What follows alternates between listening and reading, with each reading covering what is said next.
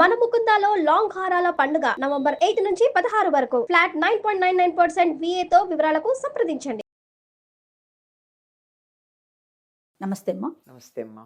అమ్మ, మనము తులసికి ఉన్న ప్రాధాన్యత మాటల్లో చెప్పుకోలేము. అది మాసానికి సంబంధం లేదు, రోజుకి సంబంధం లేదు, అవునమ్మా. పూజకి సంబంధం లేదు. ప్రతి ఒక్కరు, ప్రతి మానవుడు, మతాలకి కూడా సంబంధం లేదని లేదమ్మా, చెప్పుకోవాలి. లేదు విన్నా. ఎందుకంటే చినార్ అనేది కాశ్మీర్ లో ఉండే చెట్టు. దాని కింద అనే ఒక పుస్తకం ఉందన్నమాట. ఓకే. చినార్కే ఛాయ అని అనుకుంటా పుస్తకం పేరు, ఎగ్జాక్ట్లీగా చినార్.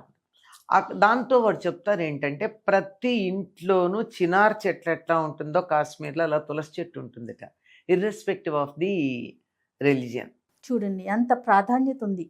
చాలా చాలా, ఎందుకంటే ఆ చెట్టుకు ఉన్నటువంటి విలువ అట్లాంటిది. ఇప్పుడు ఆధ్యాత్మికంగా దాని గురించి మనం ఎంత చెప్పుకుంటామో, ఆధ్యాత్మికంగా కాకుండా కూడా అంతకన్నా విలువ ఉంది దానికి. అవును, అవును. మామూలుగా అయితే తులసి నుంచి వచ్చేటటువంటి ఘాటు వాసన ఏదైతే ఉందో, అరోమాటిక్ స్మెల్ అంటారు, అది ఏదైతే ఉందో అది ఎప్పుడూ కూడా అనేకమైనటువంటి చిన్న చిన్న కీటకాలని వాటిని దగ్గరికి రానియదు. పైగా తులసి చెట్టు దగ్గర ఎప్పుడు ప్రాణవాయువే ఉంటుందట, తులసి నుంచి బయటకు వచ్చేది కూడా. ఎందుకంటే మనకి మామూలుగా ఏం చెప్పుకుంటాం అంటే పగటిపూట ప్రాణవాయువు ఉంటుంది ఆ చెట్ల దగ్గర, రాత్రిపూట కార్బన్ డైఆక్సైడ్ ఉంటుంది అనుకుంటాం కదా. దీని దగ్గర ఇప్పుడు అత్యధికంగా ప్రాణవాయువుని ప్రసరింపజేసేటటువంటి చెట్టు. రోగ నిరోధక శక్తి ఆ చెట్టు నుంచి వచ్చే గాలి వల్ల వస్తుంది. ఇంకా అనేక రకాలైన ఔషధీ గుణాలు ఉన్నాయి. వేరు, కాడ, ఆకు, పువ్వు, గింజలు, గాలి అన్నీ కూడా ఔషధీ గుణాలు కలిగింది. ఇంట్లో తులసి చెట్టు ఉందంటే ఒక వైద్యుడు ఉన్నట్టే. కరెక్ట్. ఇంటి వైద్యుడు, పెరటి వైద్యుడు అని పేరు తులసి చెట్టుకి. అటువంటి తులసి మనం ఈ సంవత్సరం అంతా కూడా గౌరవించి పూజించుకుంటూ ఉంటాం కదా.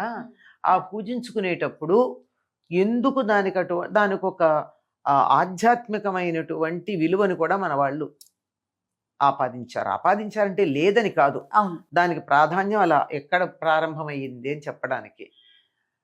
ఆవిడ పాతివ్రత్యం కారణంగా శంఖచూడు అనేటటువంటి దానవుడు ఎవరికి కూడా చంపడానికి వీలు లేకుండా ఉన్నాడు.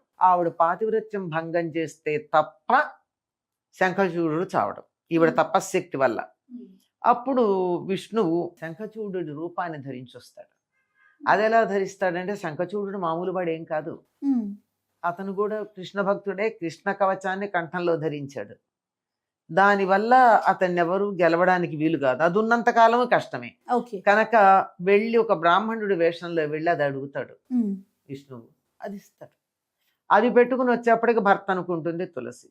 దగ్గరికి వచ్చాక గమనించి అర్థం చేసుకుని శపించింది, నువ్వు రాయి అయిపో, ఒక పతివ్రత శీలాన్ని పాడు చేయడానికి వచ్చావు కదా అని.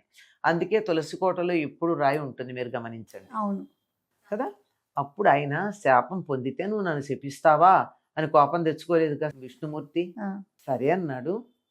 తర్వాత ఆవిడ శరీరం వదిలే ప్రయత్నం చేస్తూ ఉంటే ఆవిడ శరీరం అంతా ఒక నదిగా పెడుతుందని, ఆవిడ జుట్టు ఏదైతే ఉందో అది ఒక చెట్టుగా వస్తుందని, ఆ చెట్టుని తులసి అన్న నీ పేరుతోనే పిలుస్తారని, అది నాకు పరమ ప్రీతిపాత్రమని, కొన్ని వందల వేల పుష్పాలతో పూజించినా లేని తృప్తి ఒక్క తులసి దళం అర్పిస్తే నాకు కలుగుతుందని, తులసి లేని పూజ నాకు అక్కర్లేదు అని ఆయన చెప్పాడు. అందుకే కృష్ణ పుష్పసార అని పేరు, కృష్ణప్రియ అని పేరు ఈవిడకున్నటువంటి పేర్లలో. బృందావని చక్కగా గుంపుగా పెరుగుతుంది, అది ఎక్కడుంటే అక్కడ బృందావనం అవుతుంది. తర్వాత కృష్ణప్రియ, పుష్పసార, అన్ని పూల యొక్క సారంలో ఉన్న వాసనలు ఒక్క తులసిలో ఉంటాయట. ఒక్క తులసి దళం అర్పిస్తే సమస్తమైన పుష్పాలతో పూజ చేసిన ఫలితం వస్తుందిట. ఈ రకంగా తులసికి ప్రాధాన్యం ఉంది. అందుకని తప్పనిసరిగా ప్రతి ఇంట్లోనూ తులసి మొక్కని పెంచుకుంటారు. తులసి మొక్కని పెంచుకుంటే దాన్ని ఏమంటారమ్మా, నేలలో పెడతారా తులసిని? పరమ పవిత్రంగా. నేలలో పాతంగా ఎక్కడ పెడతాం? ఒక కుండీ లాంటి, దాన్ని ఏమంటాం? తులసి కోట అంటాం. ఎందుకు కోటని ఎందుకన్నా, కుండీ అని ఎందుకంటల్లా అంటే, ఒక కోట మనని ఎలా రక్షిస్తుందో పెరట్లో ఉన్న తులసి మన అట్లా రక్షిస్తుంది. ఇంట్లోకి నెగిటివ్ ఎనర్జీ రానియదు. ఎవరైనా నెగిటివ్ ఎనర్జీతో ఉన్న వాళ్ళు వస్తే దాన్నంతా తను గ్రహించి చెట్టే తులసి మొక్కే ఎండిపోతుంది. ఎవరు పడితే వాళ్ళు ఎట్లా పడితే అట్లా ముట్టుకుంటే తులసి మొక్క ఉండదు. ఎందుకంటే నెగిటివ్ ఎనర్జీని టక్కున గ్రహించి లోపలికి వెళ్లకుండా ఫిల్టర్ చేస్తుంది అది. ఏ రకంగా అయితే గోవు విషాన్ని ఫిల్టర్ చేసి విషాహారం పెడితే కూడా పాలల్లోకి విషం రాకుండా మంచి పాలు ఇస్తుందో, ఆ విధంగా తులసి కూడా నెగటివ్ ఎనర్జీని ఫిల్టర్ చేస్తుంది. తట్టుకోలేకపోతే ఎక్కువ ఉంటే తానన్నా నశిస్తుంది కానీ లోపలికి రానీదు. అవును. అంతగా రక్షిస్తుంది గనక తులసి కోట అన్నారు దాన్ని. మరి మార్గశిరం యొక్క విశిష్టతలో మనం తులసికి ప్రత్యేకమైన స్థానం- ప్రత్యేకంగా చేస్తాం. కార్తీక మాసంలో విష్ణుమూర్తి నిద్ర లేవంగానే వచ్చింది తులసి దగ్గరికే. అందుకే తులసి కళ్యాణం చేస్తాం. ఆహా. క్షీరాబ్ది ద్వాదశి నాడు తులసి కళ్యాణం చేస్తారు. అవును అవును. ఒకవేళ అప్పుడు కుదరకపోతే పూర్ణిమ నాడు చేస్తారు. అది అక్కడి నుంచే తులసిని పూజించడం మనకు కనపడుతుంది. మార్గశిర మాసంలో తప్పనిసరిగా తులసిని పూజిస్తారు. ఎందుకు అంటే ప్రత్యేకత ఇప్పుడు మార్గశిర మాసంలో గోదాదేవికి తల్లిగా చెప్పబడుతుంది తులసి. మాతాచే తులసి పితా ఇది తవ శ్రీ విష్ణుచిత్తో మహాన్ భ్రాతాచే దితిశేఖర ప్రియతమ శ్రీరంగధామ ఇది జ్ఞాతారస్తనయస్వదుక్తి సరసస్తన్యేన సంబద్ధితా గోదాదేవి కథంతమన్యమనిశం సాధారణ శ్రీరసి అని నమస్కారం చేస్తాం.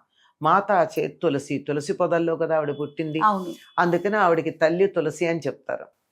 ఆహా. అంచేత పూజ చేసేవాళ్ళు ఎట్టి పరిస్థితుల్లో ఇంట్లో పూజ చేయడంతో పాటు తులసికి కూడా పూజ చేసి తీరవలసినదే, లేకపోతే పూజ అవ్వదు. కాబట్టి ప్రతి ఒక్కరు కూడా ప్రత్యేకంగా తులసి మాతకి పూజిస్తారు ఈ మాసం. తప్పనిసరిగా చెయ్యాలి. అసలు చేయకపోతే పూజ కానే కాదు అది. అందుకని కార్తీకంలోను మార్గశిరంలోను తులసి దగ్గర దీపాలు పెడతాం. అవును. దీనికి శాస్త్రీయమైన అర్థం కూడా చెప్పారు. ఇంతకుముందు మీరు ఒకసారి ఒక మాట అన్నారు, మనం ఏ సంప్రదాయం పెట్టినా మన వాళ్ళు చాలా ఆలోచించి పెడతారు. అవునమ్మా. ఇది కూడా అదే. తులసి చలి తట్టుకోలేదు, నిద్రపోయిందన్న పదం వాడతారు. ఆకులన్నీ రాల్చేసి ఉంటుంది పాపం మోడులాగా. కాస్త ఎండలు రాగానే పెరుగుతుంది. తులసి కోటలో దీపం పెడతామే, ఆ దీప గూడు ఉంటుందిగా, ఆ గూడులో దీపం పెడతామే, ఆ కాస్త వేడిక తట్టుకుని ఆ చలి నుంచి నిద్రపోకుండా లేస్తుందట. తులసికి చాలా ఆ కాస్త వేడి కావాలి, ఎక్కువ కాదు. అందుకే ఇంట్లో పెట్టేస్తే తులసి మొక్క బతకదమ్మా, ఎండలో పెట్టాలి. ఎక్కువ నీళ్లు పోసినా బతకదు.